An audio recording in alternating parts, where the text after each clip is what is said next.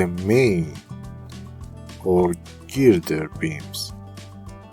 And in the second type, which is also called ribbon slab, the slab transfers the load to the secondary beams, and then the secondary beams transfer the load to the main beams, such as waffle slab.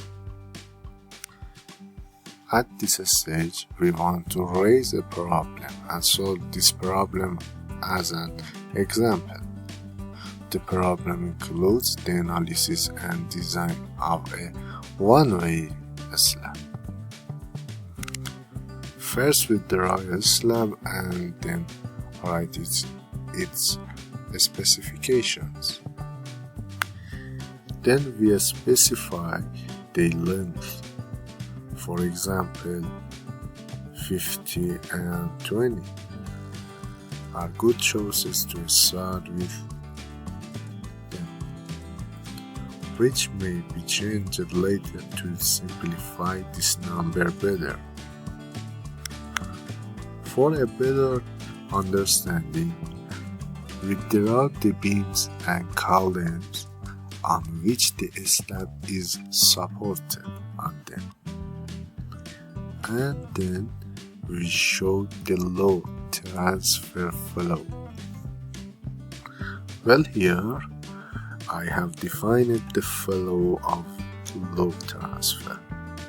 For example, if we put a heavy load omega on the slab, I will now draw the path of load transfer for you, how it will enter the beam. It's so amazing.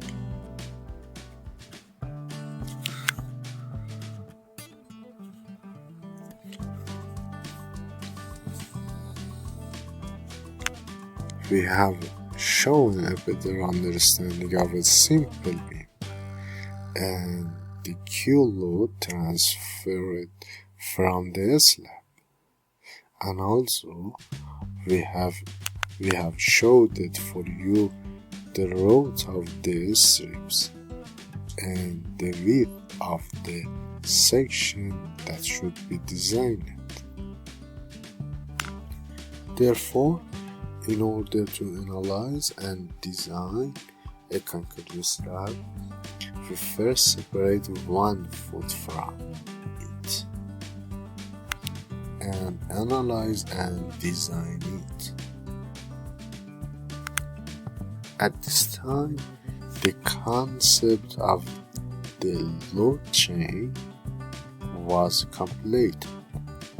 Now we start loading, analysis of the slab, and design of the slab.